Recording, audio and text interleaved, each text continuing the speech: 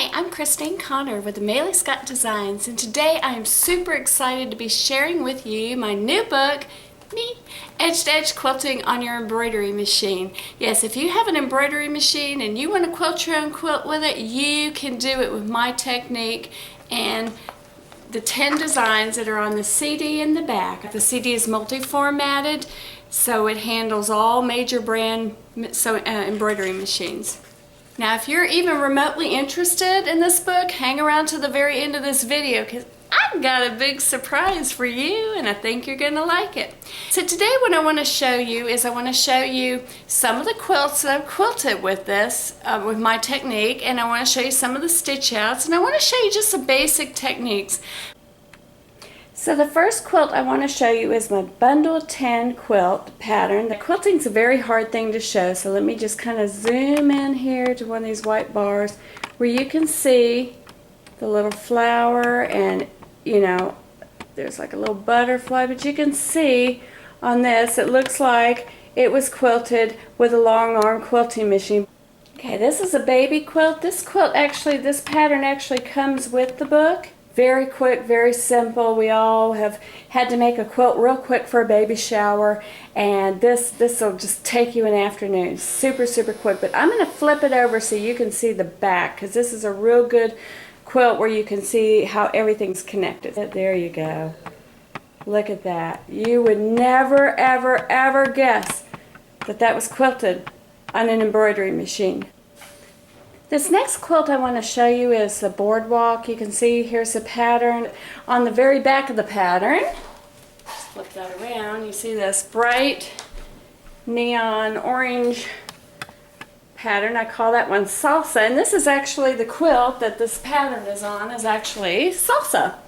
And I had a lot of fun with this because I'm from Texas and I like to eat my salsa, you know, with the tomatoes and the jalapenos and the little limes. That's a lime, not a lemon. Again, you would never know that this was not quilted with a long arm, but on your embroidery machine. I do actually have one of my quilt samples. Lob that up there for you. So you can see how that looks when it's all, that's the pattern when it's all stitched out. This one is called the boardwalk. This is the design that's actually stitched on the blue quilt, the blue one I just showed you. This is a star pattern. This would be just awesome for all those quilts of valor we all make, for our troops, our awesome troops. Go USA. This is Daisy Meander. This is just a basic meander. It's rather large. I had t-shirt quilts in mind when I designed this one. Music notes. You probably see my guitar in the background. I cannot have a quilt book without music notes. Treble clefs, music notes. See up close. Alright, so all 10. You get the boardwalk. These are all on the back. CD, you get the baby. Whoops, excuse me. That was my daughter sneezing. She's holding the book for me. You get the daisy. Okay, the holly leaf. You get fall. You get the music note. Okay, turn page. We get the big meander. You get the star. You get the flower. You get the salsa. Hot sauce. Okay, so my whole technique relies on three aspects, or three keys. So first is you have to have a template. The second one, you need to have my designs because they're specially designed for this technique. And the third is you need to have some way to move a design, a point on a design around in your embroidery machine. Most embroidery machines today will allow you to move a design up, down, left, or right. Okay, so and I forgot to tell you something too. The designs come in 3 different sizes, and this is a design stitch out, okay? This is not your hoop size, this is a stitch out design. So what you're looking at right here is a 7 inches by 13 inches. Then there's a medium size design, which is 11 inches by 6 inches, and a small design, which is 5 inches by 9 inches. So let me go stitch out a couple designs, and oh hey, by the way, this design, this is a Bubble Meander. It's not in the book. This is going to be in the expansion pack. Here I stitched out my first stitch, my first design onto the background. And of course later on I'm going to show you all the math and stuff. But I want to show you the first way you use your template is, here's my whole hoop, and I'm going to actually lay it right underneath. I'm going to fold it back and lay it underneath so I can get that next design scooched up right under the first one that I stitched. So that's first of all how I use my template. On a real quilt, you'll notice that my template, I have a horizontal marking where, you know, all that's explained. I'll explain all that later, but I have a horizontal and a vertical marking on here. That on a real quilt you have all kinds of seam lines, and that's how you keep everything straight. Anyway, but that's one of the first ways we use a template.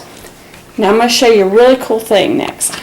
Alright, so the next thing I'm going to do is I'm going to take some clover, double-sided basting tape. You can get it on the Nancy Zeman website. And it's double-sided paper, so I stuck it here, here, here, here, all around my hoop. Then I'm going to peel off the paper like that. It's very sticky. This is double-sided sticky tape. I'm going to peel off all the paper. My template just happens to be the same size as my hoop. There's a reason for that. I'm going to stick my template around my hoop, and it doesn't move. It just stays in place. Now I can take the underside of my hoop, slide it under, and hoop it in place.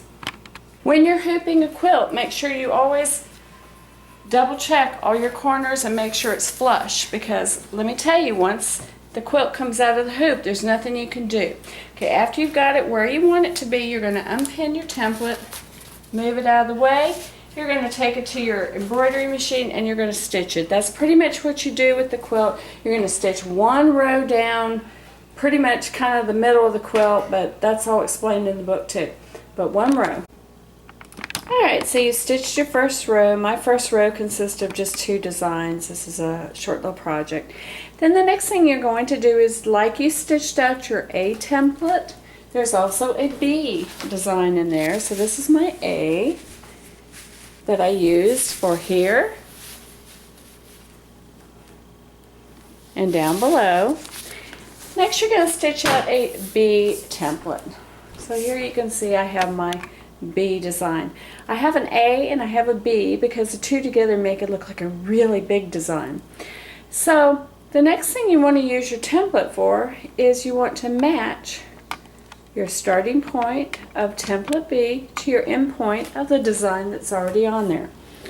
So here you can see I'm going to roll it back and I'm going to match the point.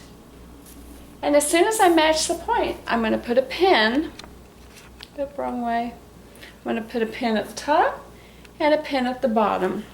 And then that gets you pretty darn close to where you need to be. We call that the PDC method. Pretty darn close. Then I'm going to take my hoop with that double-sided sticky tape and I'm going to place the frame of my hoop right around my template. Fits perfectly. There's no wiggle room at all. The tape keeps it all in place. I'm going to slide the bottom of the hoop underneath it, latch it all in place, and then we're going to go over to the machine and I'm going to show you how it all lines up. Alright, so here I am at the machine. I obviously have to remove my template out of the place. I don't want to stitch my template down in place. And as I remove my template, one of the things you will be noticing is here is the end point from the first design that I was stitching out. And you also see little elements of the first row of stitching that I did showing up in the hoop. Okay, I've loaded the design. I got it in start mode. And the first thing I'm going to do is I'm going to actually put my needle down. And I just want you to see, boy, that was with a pretty darn close method. Boy, it doesn't get any closer than that. That's pretty much right where I want to start.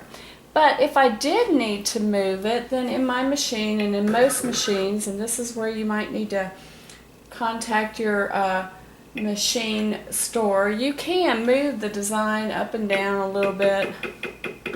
If I wanted to move it back a little bit, I could. I could just, you know, hush up. I mean, you can get that thing spot on, perfect. That's called precise positioning. And so the first thing I want to do is I'm going to actually turn my hand wheel toward me, not away, toward me, and I'm going to bring up my bobbin if it lets me. Come on, little bobbin. Sometimes when I use those scissors, the bobbin gets cut too short. There we go, there's my bobbin. And I'm going to actually pull my bobbin and my thread so I've got a really good length, because when I finish, I'm going to pull both the top thread and the bobbin to the back side and tie a knot. So you don't want to have a little tiny inch of thread that you can't tie a knot with. So I'm going to hold both my thread and my bobbin, and I'm going to hit OK, and here we go. And that's my machine saying cut the thread. I don't want to cut anything, just let it go.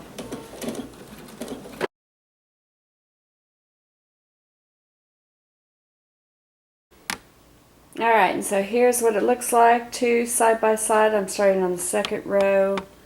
I still have the second design to match up, and that's pretty much the technique. So I told you at the beginning of the video that I had a surprise for you, and I do. When you purchase a book, I want to give you a free bundle 10 pattern or a free boardwalk pattern. Those were the two quilts that you saw in the video.